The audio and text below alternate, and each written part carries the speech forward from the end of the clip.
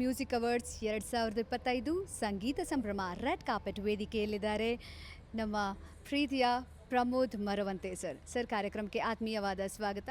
Thank you madam, thank you so much. So ಹೇಗನ್ನಿಸ್ತಾ ಇದೆ sir ಸಂಗೀತ ಸಂಭ್ರಮ?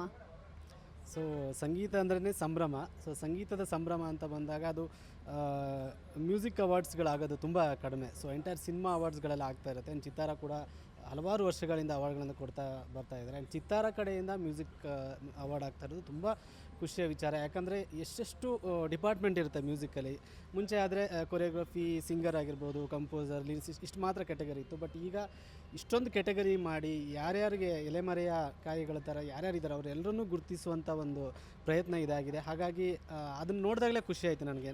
ನಾವು ಸಿನಿಮಾದವರು ಸಿನಿಮಾ ಮ್ಯೂಸಿಕ್ ಅಷ್ಟೇ ಅಲ್ಲ, ಅದ್ರ ಹೊರತುಪಡಿಸಿ ಇಂಡಿಪೆಂಡೆಂಟ್ ಮ್ಯೂಸಿಕ್ ಆಗಿರ್ಬೋದು ಎಲ್ಲವನ್ನೂ ಐಡೆಂಟಿಫೈ ಮಾಡಿ ನಾಮಿನೇಟ್ ಮಾಡಿ ಅವ್ರಿಗೆ ಅವಾರ್ಡ್ ಕೊಡ್ತಾ ಇರೋದು ಒಂದು ದೊಡ್ಡ ಪ್ರೋತ್ಸಾಹ.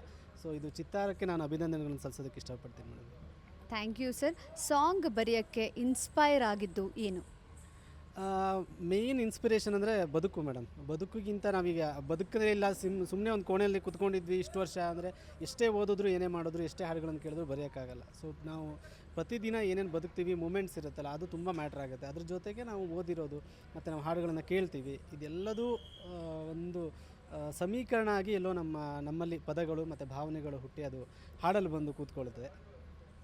Thank you sir. ಬದುಕನ್ನು ಸಾಲುಗಳಲ್ಲಿ ವರ್ಣಿಸೋದಾದರೆ? ಬದುಕನ್ನು ನೀವು ಈಗ ಸಂಗೀತ ಆಗಿರೋ ಥರ ನಮಗೆ ನಮ್ಮ 7 ದಿನಗಳನ್ನು ನಮ್ಮ 7 ಸ್ವರಗಳ ಥರ ಬದುಕಿಬಿಟ್ರೆ ಲೈಫ್ ತುಂಬ ಮೆಲಡಿ ಆಗಿರುತ್ತೆ ಅಂತ, ಅಷ್ಟು ಇಂಪಾಗಿರುತ್ತೆ ಅಂತ.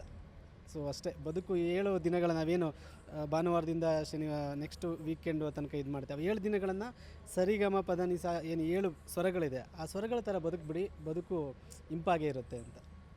Thank you sir. ನೀವು ರೀಸೆಂಟಾಗಿ ಬರೆದಿರುವಂಥ ಸಾಂಗ್, ಅದರ ಎಕ್ಸ್ಪೀರಿಯನ್ಸ್ ಹಂಚ್ಕೊಳೋದಾದರೆ?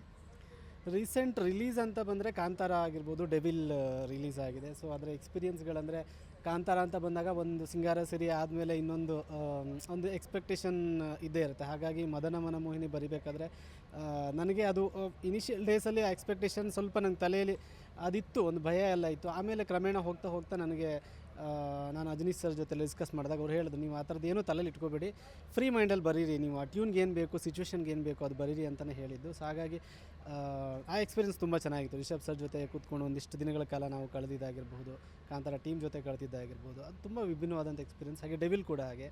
ಸೊ ಅದು ಒಂದು ಒಳ್ಳೆ ಎಕ್ಸ್ಪೀರಿಯನ್ಸ್, ಪ್ರಕಾಶ್ ಸರ್ ಜೊತೆ ಕೆಲಸ ಮಾಡಿದ್ದಾಗೆ. Okay sir, thank you so much. ಮತ್ತೊಮ್ಮೆ ಚಿತ್ತಾರ ಮ್ಯೂಸಿಕ್ ಅವಾರ್ಡ್ಸ್ಗೆ ಸ್ವಾಗತ, ಸುಸ್ವಾಗತ. Enjoy the show.